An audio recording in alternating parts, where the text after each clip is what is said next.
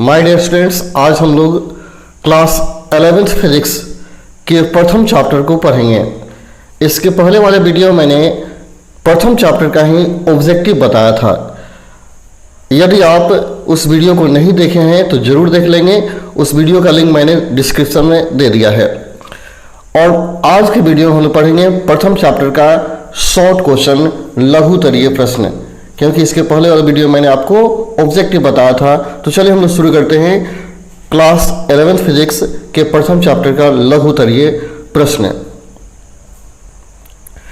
सबसे पहला प्रश्न है, भौतिकी क्या है? आपको जानना है, हम लोग फिजिक्स तो पढ़ते हैं, व्हाट इज फिजिक्स, भौतिकी क्या है। तो भौतिकी का सिंपल सा परिभाषा आप याद कर लीजिए कि भौतिकी विज्ञान की वह शाखा है जिसके अंतर्गत प्रकृति एवं प्राकृतिक घटनाओं का अध्ययन किया जाता है। यानी physics is the branches of science. In this branch we study about the nature and the event of nature. अगला है, इसको अच्छा से आप लिख लेंगे कॉपी में और याद करेंगे। अगला क्वेश्चन है, उस वैज्ञानिक का नाम लिखिए जिसने एक्स किरण का खोज किया था। वो कौन सा वैज्ञानिक है जिसने एक्सरे किरण का खोज किया था? तो आपका आंसर हो जाएगा W.K.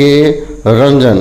यानी इसको याद है, कहीं रंजन लिखता है, कहीं रूंटगेन लिखता है, यानी उसी वैज्ञानिक का नाम है जिसने एक्स किरण का आविष्कार किया था। एक्स किरण आप तो समझ ही रहे हैं, एक्सरे, जिससे एक्सरे किया जाता है वही आपका एक्स किरण है। ये रूंटगेन या रंजन ने इसका आविष्कार किया था। अगला क्वेश्चन है, उस वैज्ञानिक का नाम बताइए जिसने विज्ञान की दो पृथक पृथक शाखाओं में नोबेल पुरस्कार मिला। यानी जिसको विज्ञान की दो अलग अलग शाखाओं में नोबेल पुरस्कार मिला, उस वैज्ञानिक का नाम बताना है। तो देखिए सिंपल सा है, मैडम मेरी एस्केलेडोविक क्यूरी। यानी मैडम क्यूरी जो है को भौतिकी में वर्ष 1903 में तथा रसायन विज्ञान में वर्ष 1911 में नोबेल पुरस्कार मिला था। यानी मैडम क्यूरी थी जिसको भौतिकी में रेडियो सक्रियता के क्षेत्र में 1903 में नोबेल पुरस्कार मिला था और इन्हीं को रसायन विज्ञान में 1911 में नोबेल पुरस्कार प्राप्त हुआ था। ठीक है, मैडम क्यूरी। अगला क्वेश्चन है, बेतार संदेश के आविष्कारक का नाम क्या है? यानी कौन सा साइंटिस्ट हैं जिन्होंने बेतार संदेश का आविष्कार किया था? बेतार संचार व्यवस्था यानी कम्युनिकेशन सिस्टम जो बिना तार का काम करता है, उसका आविष्कार किसने किया था? तो याद कर लें, बेतार संदेश के आविष्कार जी मार्कोनी ने किया था। यानी जी मार्कोनी साइंटिस्ट को याद कर लेंगे, इसी ने बेतार संचार का व्यवस्था लागू किया था। अगला है, मैक्सवेल का नाम किस वैज्ञानिक सिद्धांत से संबंधित है? यानी मैक्सवेल ने किस सिद्धांत का खोज किया था, ये बताना है। मैक्सवेल ने किस सिद्धांत का खोज किया था? तो सिंपल सा बात है, मैक्सवेल ने विद्युत चुंबकीय सिद्धांत का खोज किया था। अगला है इलेक्ट्रोमैग्नेटिक। अगला क्वेश्चन है, भौतिकी में 3 संरक्षण नियमों का नाम बताइए। वे कौन कौन सा नियम है जिसमें संरक्षण शब्द लगा होता है, उन नियमों का नाम बताना है। भौतिकी में 3 संरक्षण नियमों का नाम बताइए। तो भौतिकी में सिंपल सा 3 संरक्षण नियम है, ऊर्जा संरक्षण का नियम, रेखीय संवेग संरक्षण का नियम और वैद्युत आवेश संरक्षण का नियम। इन तीनों को लिस्टेड कर लेंगे, ऊर्जा संरक्षण का नियम, रेखीय संवेग संरक्षण का नियम और वैद्युत आवेश संरक्षण का नियम। अगला क्वेश्चन है, रेखीय संवेग संरक्षण का नियम क्या है, या रेखीय संवेग संरक्षण के नियम को लिखिए। तो आंसर हो जाएगा, रेखीय संवेग संरक्षण आप लिख करके एरो चिन्ह देंगे अपने नोटबुक में। यदि कणों के किसी निकाय पर कार्य करने वाला बाह्य बल शून्य हो तो उस निकाय का संवेग संरक्षित रहता है। इसे ही रेखीय संवेग संरक्षण का नियम कहा जाता है। फिर से सुन लीजिए, यदि कणों के किसी निकाय पर कार्य करने वाला बल बाह्य बल शून्य हो, यदि कणों के किसी निकाय पर कार्य करने वाला बाह्य बल शून्य हो तो उस निकाय का संवेग संरक्षित रहता है। इसे ही रेखीय संवेग संरक्षण का सिद्धांत कहा जाता है।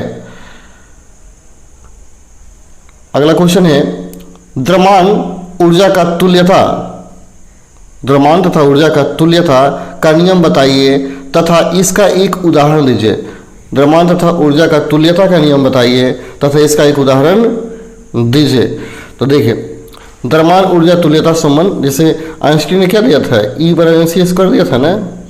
यही द्रव्यमान ऊर्जा तुल्यता संबंध है, लेकिन इसको डिटेल कर लीजिए। देखिए, आइंस्टीन के अनुसार द्रव्यमान तथा ऊर्जा पृथक पृथक अस्तित्व वाली भौतिक राशि नहीं है, बल्कि एक ही राशि के दो रूप हैं।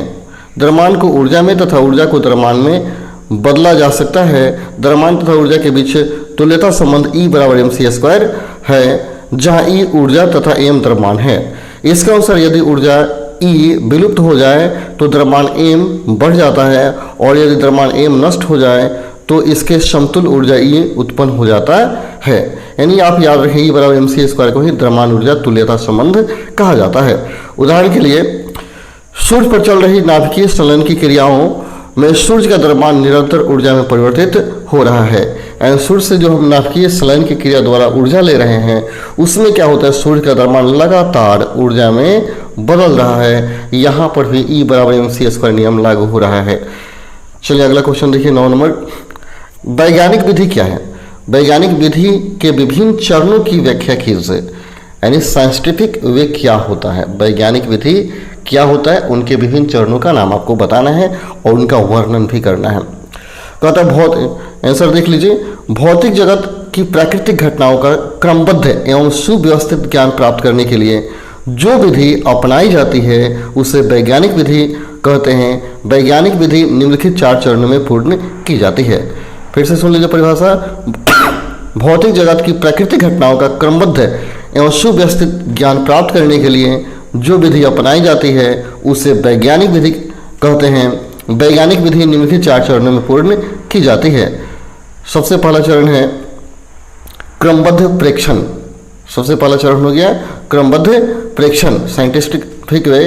तो इसका सबसे पहला क्रमबद्ध प्रेक्षण कहता है प्राकृतिक घटना तथा अध्ययन के लिए चुनी गई समस्या से संबंधित भौतिक राशियों के पर्याप्त संख्या में प्रेक्षण के लिए जाते हैं और प्रेक्षण के लिए जाते हैं और उन्हें सुव्यवस्थित करने का विश्लेषण किया जाता है। यानी इसमें क्या करते हैं, प्राकृतिक घटना अथवा अध्ययन के लिए चुनी गई समस्या से संबंधित भौतिक राशियों के पर्याप्त संख्या में प्रेक्षण के लिए प्रेक्षण किए जाते हैं, के लिए नहीं प्रेक्षण किए जाते हैं, उन्हें सुव्यवस्थित करके उनका विश्लेषण किया जाता है।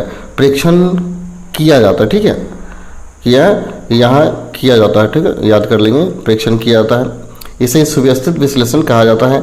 अगला है परिकल्पना की रचना। परिकल्पना की रचना, तो इसमें याद कर ले, प्राप्त प्रेक्षणों का विश्लेषण करने के लिए एक कार्यकारी मॉडल तैयार किया जाता है। इसमें क्या करते हैं, प्राप्त प्रेक्षणों का विश्लेषण करने के लिए एक कार्यकारी मॉडल तैयार किया जाता है जिसे परिकल्पना कहते हैं। इसमें समस्या को गणितीय रूप में अभिव्यक्त किया जाता है। इसका कोई समीकरण, इक्वेशन कोई ना कोई हम जरूर देते हैं, यानी कोई समीकरण इसका देते हैं, ठीक है।